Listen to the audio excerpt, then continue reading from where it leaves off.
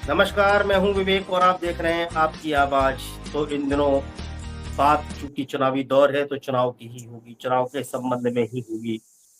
अभी हाल ही में एक इंटरव्यू आपने देखा होगा करण थापर जी का प्रशांत किशोर के साथ में। उस इंटरव्यू में प्रशांत किशोर पूरी तरह ये एस्टेब्लिश करते नजर आ रहे हैं कि मोदी जी की सीटें पिछली बार की तरह 300 नहीं 300 से भी ज्यादा आ रही हैं। उनके तमाम कंट्राडिक्टरी बयान हैं उसमें।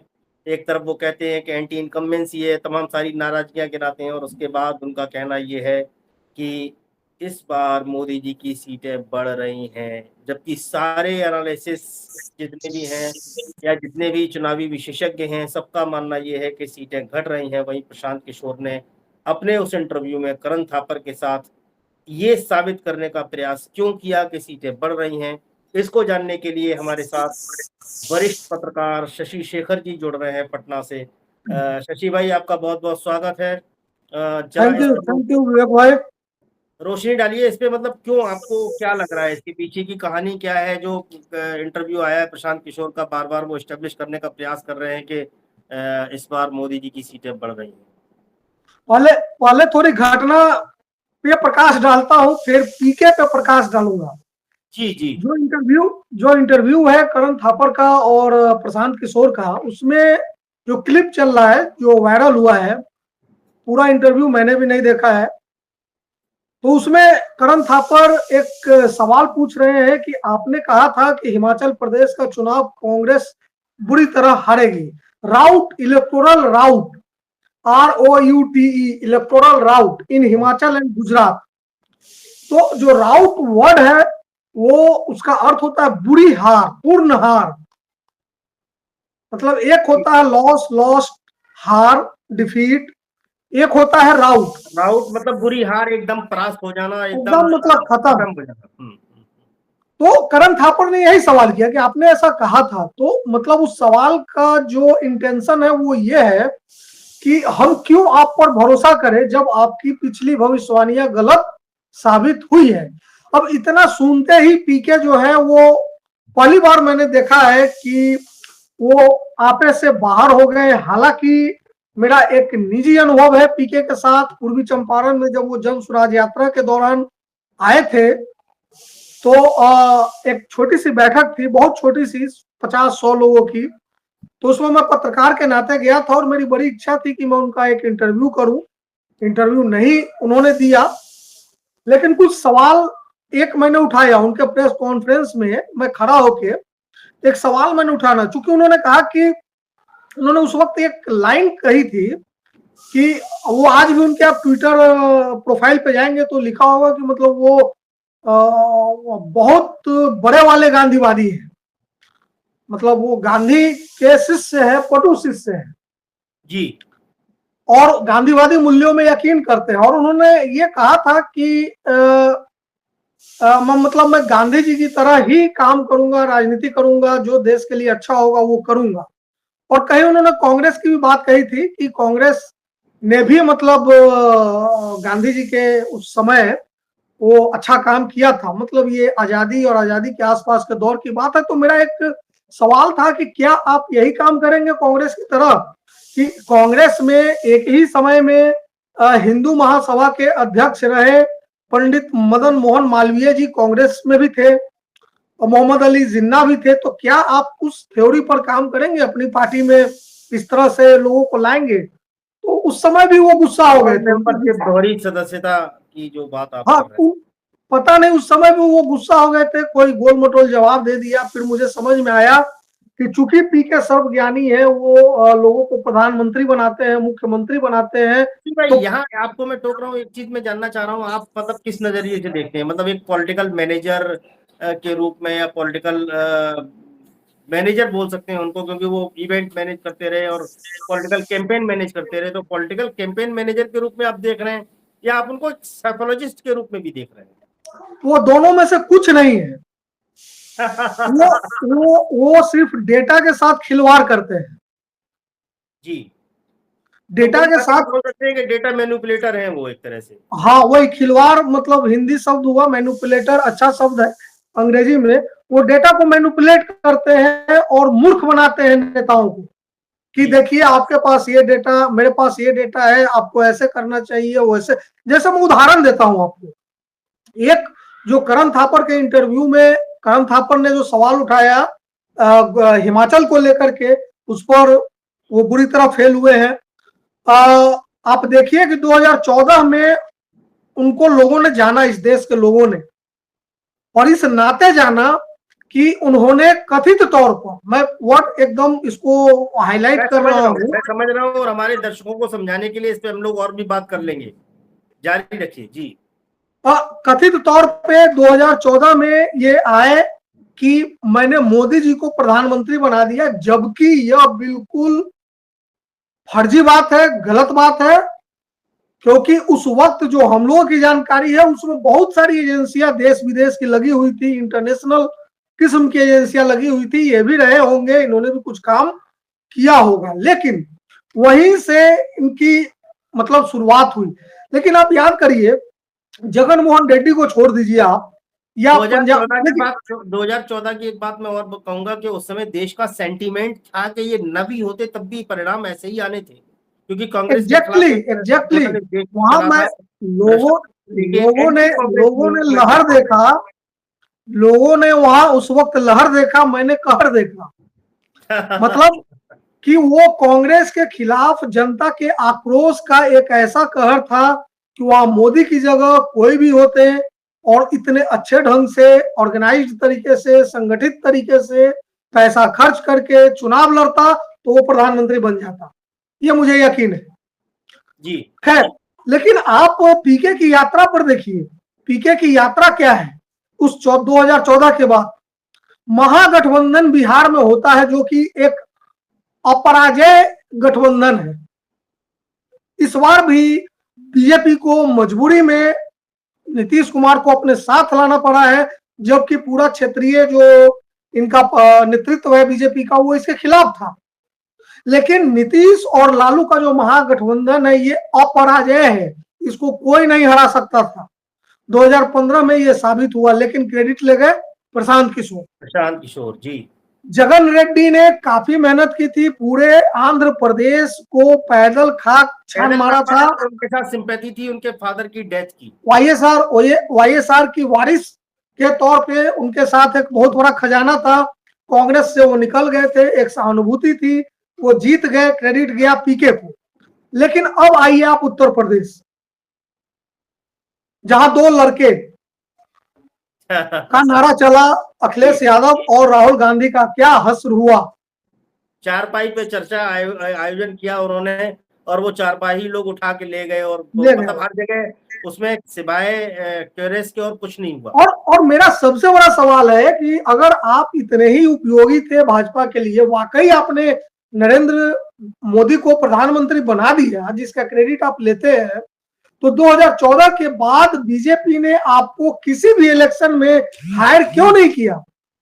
अच्छा, इसके अलावा एक चुनाव और है जिसपे उनको क्रेडिट जाता है, वो है वेस्ट बंगाल का, जिसमें खेला होवे, तो शायद मेरे ख्याल में किसी और ने दिया था नारा और चिपक गया प्रशांत किशोर के साथ। दूसरा वो फुटबॉल लेके जो दीदी बैठती थी स्टेज के ऊपर, उसमें भी प्रशांत किशोर इन्वॉल्व थे, इनकी संस्था इन्वॉल्व थी।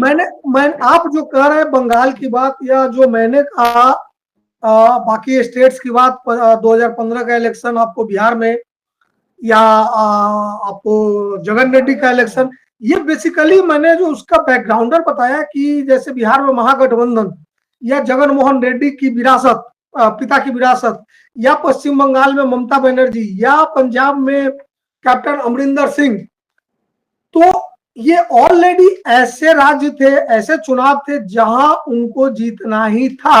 सीटें कम ज्यादा हो जाए, कम बेसी हो जाए, वो एक अलग मसला था। लेकिन प्रशांत किशोर इस मामले में बहुत चतुर आदमी है। एक गलती उन्होंने उत्तर प्रदेश में जाकर कर ली, दो लड़कों वाली, जिसका खामियाजा उनको भुगतना पड़ा, कि एक लेबल लगा कि ये है। लेकिन देखिए, जो लोग जानते हैं बंगाल का चुनाव, बिहार का चुनाव, पंजाब का चुनाव, आंध्र प्रदेश का चुनाव, वो ये जानते हैं कि आप वहां एक चुनाव और शामिल कर लीजिए कि जीत के रथ पे सवार अरविंद केजरीवाल के रथ में पीछे से भी लटक गए थे वो। मैं यहाँ आना चाह रहा था भाई, आप ले आए, थैंक यू इसके लिए। और मैं तो व्यक्तिगत तौर पे ये कहूंगा कि 2015 के इलेक्शन में आम आदमी पार्टी को दिल्ली में 67 सीटें मिली थी, बिल्कुल। और 2020 के चुनाव में वो घटकर 3-4 कितनी थी मुझे याद नहीं है एग्जैक्टली। वो जो पहले 67 मिली थी, उसके बाद 62 रह गई थी, 8 सीट बीजेपी जीती थी। 62 रह गई मेरे थी। ख्याल में आप ये कहना तो जो चाह ये रहे 5 हैं सीटों का नुकसान हुआ था, ये प्रशांत किशोर की वजह से हुआ था। मैं समझ रहा था ये कि आप इसकी ओर जाना क्यों चाह रहे हुआ हैं। था, क्यों हुआ था और कैसे हुआ था, मैं ये भी बता देता हूँ आपको। जी, जैसा मैंने बड़ा पहले कहा, खुलासा कर इनका रहे हैं आप। ये तो बड़े रहस्य की बात है कि अगर 2020 के चुनाव में आम आदमी पार्टी की 5 सीटें घटी, आप कह रहे हो कि इसका श्रेय प्रशांत किशोर को जाना चाहिए घटने का, और उसका घटने कारण का, बताना ये बड़ी बात क्योंकि है जी। क्योंकि अगर अरविंद केजरीवाल और आम आदमी पार्टी की सरकार के खिलाफ गुस्सा होता दिल्ली के लोगों में, तो 67 से घटकर 62 नहीं 42 हो जाता। 42 हो जाती, ठीक बात है। लेकिन ये 67 से घटकर 62 क्यों हुआ, ये कौन सा जादू था? जी, तो मेरा ये कहना है कि ये Prashant Kishor basically data manipulator है। और देखिए इस आदमी की काबिलियत, इसकी दाद देनी पड़ेगी कि उस आदमी ने अरविंद केजरीवाल जैसे लीडर को भी कहीं ना कहीं जो है उनके सेल्फ कॉन्फिडेंस को डिगा दिया था, इसलिए उन्होंने उनको हायर किया, अन्यथा सीटें 67 से 68 होती। नहीं, एक्चुअली उस चुनाव में अरविंद केजरीवाल जी चूंकि कोई रिस्क लेना नहीं चाहते थे, जो मेरी जानकारी है कि हम जीत रहे हैं, ठीक बात है, लेकिन अगर कोई सहयोग करने आ रहा है तो हमें उसके रिस्पेक्ट करना चाहिए और उसका मान रखना चाहिए। ठीक है, हम उनका सहयोग ले लेते हैं। उस पर देखिए शायद आम आदमी पार्टी ने पैसा इन्वेस्ट पीके किया था। पीके पीके सहयोग की पीके बहुत, केवल क्रेडिट लेने के चक्कर में आए थे, बिना पैसे के। उनका जो स्टाफ था उसको रहने खाने का शायद आम आदमी पार्टी ने दिया था, लेकिन मतलब जो भी हो कोई वो पैकेज इशू नहीं। नहीं है, वो इशू नहीं है। लेकिन मैं क्या कह रहा हूं कि आप पैसा ले ना ले, पैसा एक अलग सेकेंडरी मैटर है।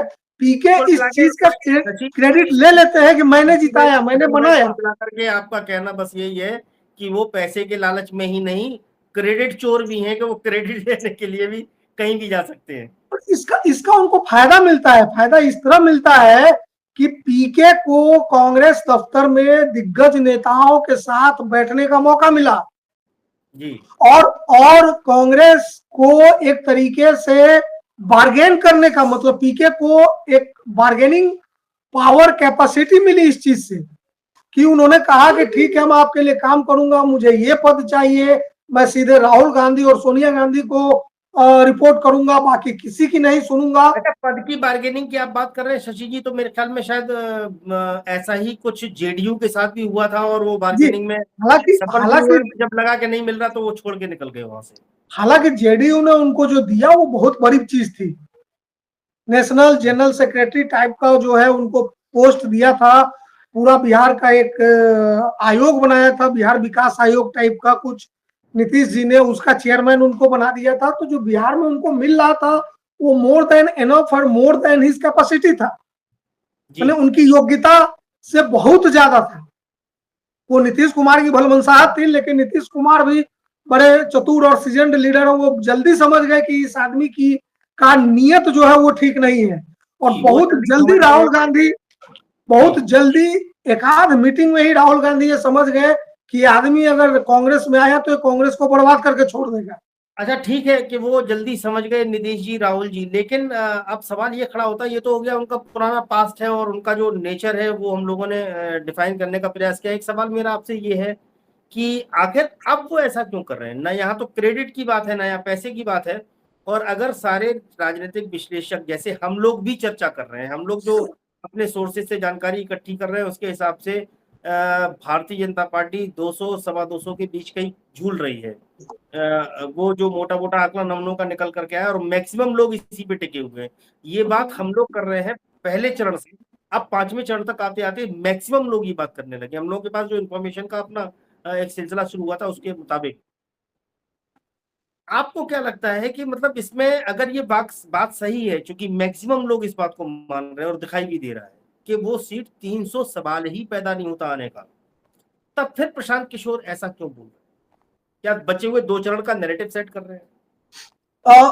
विवेक भाई, किसको कितनी सीटें आएंगी मुझे व्यक्तिगत तौर पे इससे कोई ज्यादा फर्क नहीं पड़ता, और एक राजनीतिक विश्लेषक के तौर पे भी जितनी मेरी समझ है, मैं कभी भी दो काम नहीं करता। एक, किसी राजनीतिक दल के लिए मरसिया नहीं पड़ता, और दूसरा, किसी के लिए सीट काउंट नहीं करता कि किसको कितनी सीटें चुनाव रिजल्ट से पहले।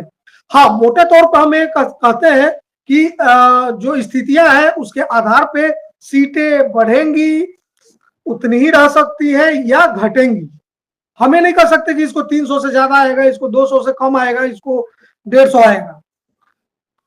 सवाल है कि प्रशांत किशोर ऐसा क्यों कर रहे हैं, और जब ऐसे में जब वो पिछले 2 साल से बिहार में जन सुराज नाम से एक कैंपेन कर रहे हैं, आधिकारिक तौर पे उन्होंने अभी तक पॉलिटिकल पार्टी नहीं बनाया है, लेकिन मैं आपको बता दूं कि पद जो उन्होंने बांटे हैं पॉलिटिकल स्टाइल में ही बांटे हैं। जो उनका पूरा मोडस ऑपरेंडी है वो पॉलिटिकल है। इवन पार्टी का नाम भी जो होगा वो जन सुराज ही होगा, 99% चांसेज है इसके। ऐसे में आप बिहार पे फोकस कर रहे हैं, अभी भी आपकी बिहार यात्रा जारी है, और बड़ा अच्छा मुझे एक चीज लगता है उनके बारे में कि वो एक जिले में कम से कम 2 महीने 3 महीने रहते हैं, हर पंचायत में जाने की कोशिश करते हैं। मतलब तो एक जिस जिले में व्यक्ति 2-3 महीने बिता रहे हैं। हाँ हाँ बिल्कुल, एक जिले में 2 से 3 महीने कोशिश करते हैं कि हर पंचायत में जाए, ये मुझे अच्छा लगता है। नहीं, ये इसलिए राजनीति के लिए खासतौर से बहुत अच्छी बात है, क्योंकि एक तरफ सारे राजनेता अब हवाबाजी की राजनीति कर रहे हैं। वो इंतजार करते हैं कि पूरी हवा उनके फेवर में बने, मेहनत करने की स्थिति में कोई नहीं है। वो दौर भी हम लोगों ने देखा है जब नीतीश जी, लालू जी, मुलायम सिंह यादव किस तरह से, मतलब अखिलेश यादव से आप इतनी उम्मीद नहीं कर सकते हैं। जो मुलायम सिंह ने जो मेहनत कर ली है उसका 20 सैकड़ा भी कहीं अखिलेश यादव कर पाए। तो ये बड़ी चीज है कि आज कोई राजनेता एक जिले में 3 महीने या 2 महीने आप बिता रहा है, और आप कह रहे हो पंचायत लेवल तक जाने का प्रयास कर रहा है, तो वाकई में ये तो तारीफ करने लायक बात है। देखिए, मैं सच ही बोल रहा हूँ, जो पहले बोला उनके बारे में वो भी सच है, अभी बोल रहा हूँ वो भी सच है। तो मेरा कोई बायसनेस नहीं है उनको लेकर के, कोई दुश्मनी नहीं है। जो मैंने देखा महसूस किया वही बोलो। खैर, ये एक अलग विषय है जो आपने उठाया, ये बड़ा महत्वपूर्ण विषय है, और ये चर्चा के लायक है कि आज के नेता मेहनत क्यों नहीं करते उस तरह से। हालांकि हमारी इस बात से बहुत सारे लोग इत्तेफाक नहीं रखेंगे, वो कहेंगे कि अरे भाई, मोदी जी तो 20-20 घंटे चुनाव प्रचार कर रहे हैं इस वक्त, 3 घंटे क्या, वो आजकल 2 ही घंटे सो रहे हैं, वो भी हेलीकॉप्टर में या प्लेन में। तो ये एक अलग मसला है। खैर, हम वापस आते हैं। मेरा ये कंसर्न था कि जो व्यक्ति अपना राजनीतिक करियर बनाने के लिए इतनी मेहनत कर रहा है बिहार में, क्या उसके पास इतना वक्त है कि वो पूरे देश का मूड जानने के लिए, डेटा एनालिसिस करने के लिए समय निकाले और एक सटीक आंकड़ा बताए कि इसकी इतनी सीटें पड़ रही है और इसकी इतनी घट रही है? क्या उस आदमी के पास वो बात तो शशि भाई हो गई, ठीक है, आपने ये भी समझा दिया कि उनके पास वक्त नहीं है, उनका एनालिसिस फर्जी है और बेकार है, इसमें भरोसा नहीं किया जा सकता। मतलब कम से कम इस पे भरोसा नहीं किया जा सकता। सीटें घटने बढ़ने की बात अलग है, लेकिन इससे तो लगभग मैं ये कह रहा हूँ कि सीटों का आकलन छोड़ दें कि 200 सवा 200 आ रही हैं, 300-350 आ रही हैं, लेकिन इससे तो सब लोग सहमत हैं कि सीटें 2 घटेंगी, 4 घटेंगी, 10 घटेंगी, लेकिन घटेंगी। वहीं इनका प्रेडिक्शन ये है कि बढ़ेंगी। तो मैं केवल ये जानना चाह रहा हूं कि ये आखिर ऐसा प्रेडिक्ट कर क्यों है, इसके पीछे की मंशा क्या है? नहीं, आप ये पूछ रहे हैं कि पीके की मंशा क्या है, वो ऐसा प्रेडिक्ट क्यों कर रहे हैं? हाँ हाँ, पीके की ये जाहिर है, मतलब क्या इंटरेस्ट है? इट्स अ ओपन सीक्रेट, इसमें कोई रहस्य की बात नहीं है। उनका जो मूल व्यवसाय था, धंधा था, वो आज की तारीख में नहीं है, चौपट हो चुका है। वो पार्टी भी इसलिए नहीं बना रहे हैं, वो इंतजार कर रहे हैं एक बेहतरीन ऑफर का। जो व्यक्ति इतना खर्च करके इतना समय दे चुका है, वो इस चुनाव को लड़ता। हालांकि ये बात कही जा रही है कि वो विधानसभा का चुनाव लड़ेंगे, लेकिन अगर ये प्रिडिक्शन हम लोग करें या ये एक्विजिशन उन पर लगे कि वो भाजपा के सिंपैथाइजर और एजेंट के तौर पे काम कर रहे हैं, और ये बहुत हद तक संभव है कि आने वाले विधानसभा चुनाव में वो बीजेपी से हाथ मिलाकर चुनाव लड़ ले, तो इसमें गलत क्या है, इसमें अतिशयोक्ति क्या होगी? नहीं, कोई अतिशयोक्ति नहीं है, लेकिन क्योंकि इन्होंने अपने सारे पत्ते अब तक छुपा के रखे हैं, कोई पत्ता इन्होंने नहीं खोला।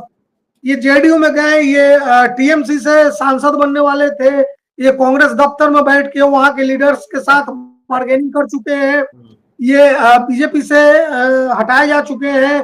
नीतीश कुमार का बयान था कि शाह जी का फोन आया था कि अपना लड़का जरा सेट कर लीजिए बिहार में, तो हमने सेट कर दिया, लेकिन ये तो बड़ा ये निकल गया, इसको लो हटा रहा है। तो मुद्दा वो नहीं है, मुद्दा ये है कि इन्होंने बड़ी चालाकी से अपने सारे पत्ते छुपा के रखे हैं। कल को ये कुछ भी कर सकते हैं, जिसमें एक एलिमेंट बीजेपी भी है कि अगर कल को बीजेपी इनको कहे कि तुम आ जाओ मेरे साथ और इस तरह से चलो, तो जा सकते हैं, या मिलकर चुनाव लड़ लो तो वो जा सकते हैं। तो ये इस वजह से भी वो ऐसा कर सकते हैं। और दूसरी बात की चुनाव के दौर में पत्रकार हो, राजनीतिक विश्लेषक हो, कोई भी हो, सबकी इच्छा होती है कि वो अपनी राय रखे, उसकी राय सुनी जाए, उस पर डिबेट हो, चर्चा हो, इसलिए भी वो कर रहे हैं। और भाजपा उनका इंडिया में जो पदार्पण है भारतीय राजनीति में, वो भाजपा के थ्रू हुआ है, तो उसको कह सकते हैं कि बीजेपी के साथ उनका गर्भनाल का संबंध है। गर्भनाल, वो जो बोलते हैं ना, माँ के पेट से बच्चा आता है, जो एक नली होती है, जुड़ता है, तो पीके का बीजेपी के साथ गर्भनाल का संबंध है। तो इसमें मुझे कोई आश्चर्य नहीं आता। लेकिन एक सवाल जो आपने बार बार, मतलब सवाल नहीं, आपने एक अपना आकलन, असेसमेंट जो दोहराया है, मैं उसके बारे में थोड़ा कुछ कहना चाहता हूं, अगर आपकी अनुमति हो। नहीं, बिल्कुल बिल्कुल, प्लीज। जो सीटों को लेकर बात हो रही है कि